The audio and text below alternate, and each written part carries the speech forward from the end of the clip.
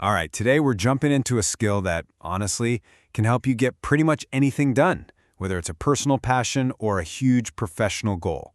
We're talking about project management. And no, it's not just for big shot executives. It's a seriously powerful tool for everyone. Let's get into it. So let's kick things off with a huge, kind of crazy question. How do you build a rocket? I mean, it sounds impossible, right? Like a feat reserved for massive organizations with endless cash. But what if I told you the secret is actually pretty simple? You build it the exact same way you plan a vacation.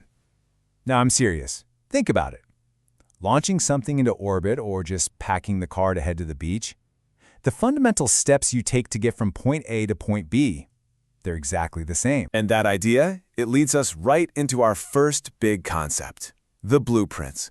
Because no matter what you're trying to do, every single project has to have a starting point. You need a map. Okay, so first things first. What do we even mean by a project? Well, it's pretty straightforward. A project is just a temporary gig. It has a definite start and a definite end. And the whole point is to create one specific thing. It's not your regular, ongoing, day-to-day work. And look, you wouldn't try to build a house without a blueprint, right? It'd be chaos. Well, a project is no different. You absolutely need a plan. This plan is your roadmap.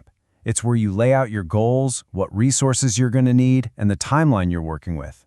It's all about getting everybody on the exact same page. Now, right at the core of any good project plan, you'll find what we call the unbreakable triangle. I want you to picture it like the foundation of that house we're building. It's made of these three core constraints that you're always trying to keep in balance. So, what are these three pillars? They are scope, time, and cost. Scope is the what, all the actual work you have to do. You can think of it as the size of your house. Time? Well, that's your deadline. How long do you have to get it built? And cost? That's your budget. Simple as that. How much cash you have to work with. Okay, here's the really crucial part. These three things, they are completely locked together. You can't just, pull on one without the other two moving. So what happens when someone, maybe a client, maybe even you, decides to mess with one side of this triangle? All right, let's play this out. Let's say you increase the scope. Suddenly, you want to add a whole second story to that house. Well, that new floor isn't just going to appear, right? It's not free and it won't build itself. So you're going to have to increase the time or the cost for materials and workers, or let's be real, probably both. Okay, let's flip it around. What if you need to finish faster? You have to decrease the time. That deadline just moved up by a month. Now you've got a choice. You can either throw more money at it, hire more people, pay for overtime, or you have to shrink the project. That's right, you might have to give up that second floor. And now for the one we've all probably faced. What if your budget gets cut? Yep, you have to decrease the cost. When that happens, something's got to give. It's not magic. You either build a smaller house, which is decreasing the scope, or you just have to accept that with a smaller crew, it's going to take a lot longer. See? This triangle, it really is unbreakable. Okay, so you've got your blueprint. You get the whole balancing act of the triangle. But who's actually going to do the work? Well, that's where the architect and the crew come in. In this metaphor, the project manager, they're your architect.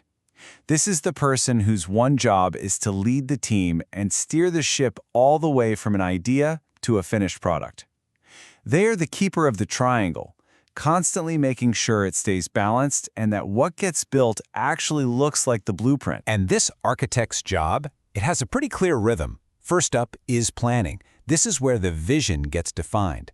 Then it's time for executing, getting the team moving and making that plan a reality. Of course, no plan survives first contact with reality, right? So they have to constantly monitor what's happening and make adjustments on the fly. And finally, they conclude the whole thing, wrapping it up and making sure it's done right. It's a whole cycle: vision, action, and then adaptation. But here's the thing. A truly great architect or project manager knows they don't build the house themselves. They can't do it alone. Maybe their most critical job is to lead the crew. They take this massive, overwhelming idea, like build a house, and they slice it up into small, doable tasks that the team can actually tackle. It'd be nice, but let's be honest. No project ever goes exactly to plan. Ever.